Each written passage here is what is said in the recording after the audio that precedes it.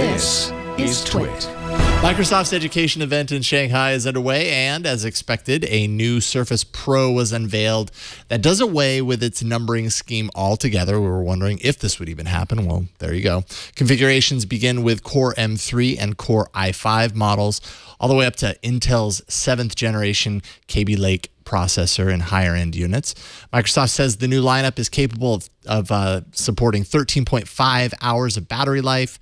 It includes a new hinge design that allows the display to actually lay nearly flat without snapping. I guess there were issues in the old model with a snapping hinge. And includes support for the Surface dial, that cool little dial you can put on the screen and help you with artistic stuff or whatever you happen to be using it for with your applications. One thing you won't find in the box, however, is the Surface Pen. Now that is an option on every model and no longer included with the purchase. That's nice looking hardware. What do you think? Well, now that you're the Windows 10 expert. Yeah. Leo did give me his Surface book. His old Surface book. And you know everything about it now. I know everything. I set it up last night. I have to say, Cortana was exceptionally pleasant. Really? I felt like we were setting it up together. Like she was just talking me through it. And it's okay, Megan. Don't worry. I will help you. Basically, even better than that. Wow. But there is also the pen as a magnet, and it sticks to the side. That's so great because I have no idea where my Apple Pencil is. And I never use it because of that. I actually do know where it is, but it doesn't stick to anything. Do you wish it had a dock?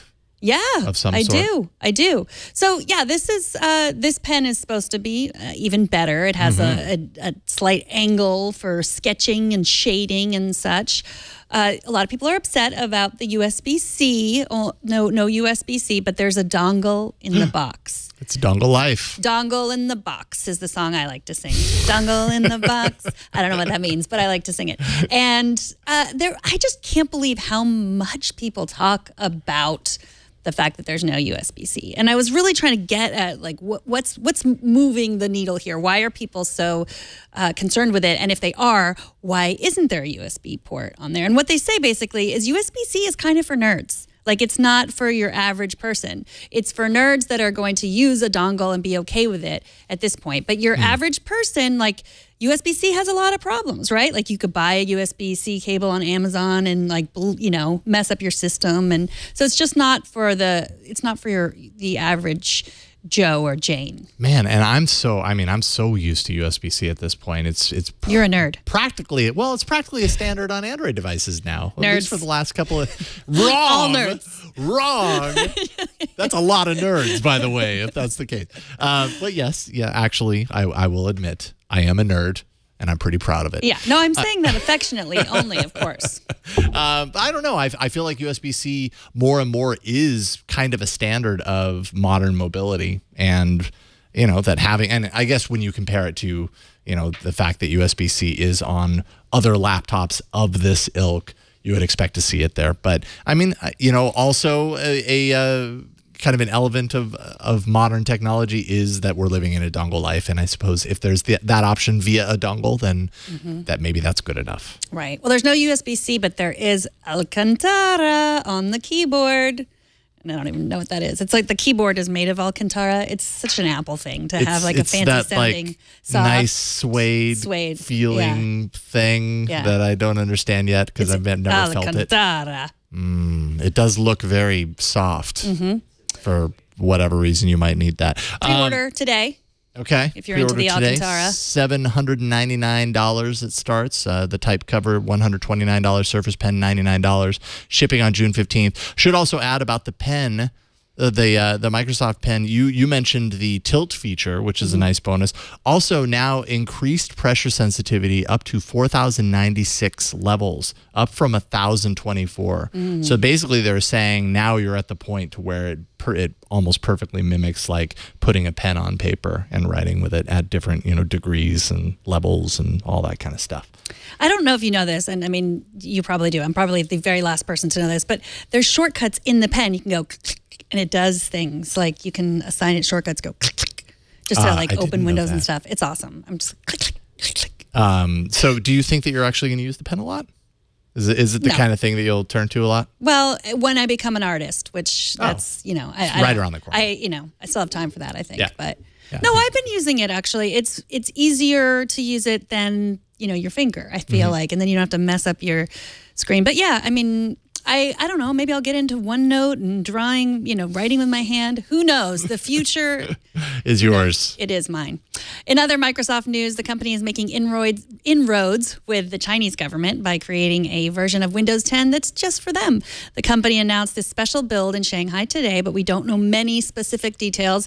It's called the Windows 10 China Government Edition, and it comes after more than a year of collaboration with local trader China Electronics Technology Group Corp, or CETC. It's based on Windows 10 Enterprise Edition, and Windows head Terry Myerson says it includes enterprise-level security, identity, deployment, and manageability features, and different encryption algorithms within its computer system. There might be additional components that we can only guess at, but according to Bloomberg, the data that Microsoft extracts will stay in China and not be delivered back to Microsoft, as all my data is now being delivered back to Microsoft now that I'm back on Windows. Lucky but they're going to keep it in China. Okay. Lucky you. Maybe you should move to China, and then it won't be sent back to Microsoft, but then it'll be sent to China. Yeah, it seems like, Microsoft has had a long time struggle, not even just recently, but a very long struggle with legitimate copies of its software in China. Steve Ballmer once said 9 out of 10 copies of Windows in China were pirated. I don't know if that's a scientific or a fact or a guess, but there you go. It illustrates a problem that Microsoft has had for a long time. And so I think this is at least one way where Microsoft can make some changes, make some sacrifices to kind of tackle the cultural issue of piracy and hopefully gain some money from their installations in that country as a result. So. Well, not only that, but security too. That's the problem with pirated OS is they don't get security updates. I think that might even be a bigger struggle for them. Just the fact that they can't give patches to these systems if they're if they're not legitimate. So yeah, I think that Myerson says the OS complies with all of Microsoft's values. It's so hard for all these companies to get into China, and they really need to. It's probably a little bit easier for Microsoft, I think. So Lenovo will be one of the first third parties to pre-install this version of the OS. Yeah. It's you pointed out security, which was definitely something when I was looking into the WannaCry stuff that happened a couple of weeks ago.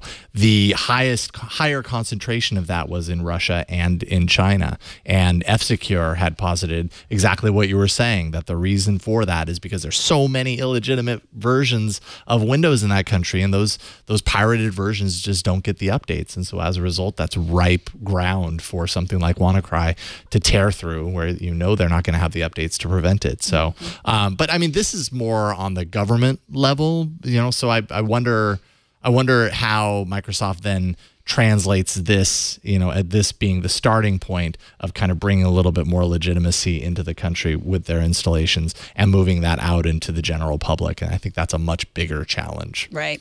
Well, it's the government, and it's also for state-owned corporations, which is something that we don't really understand in the United States because we don't have that. So is that the government or is it not the government? So yeah.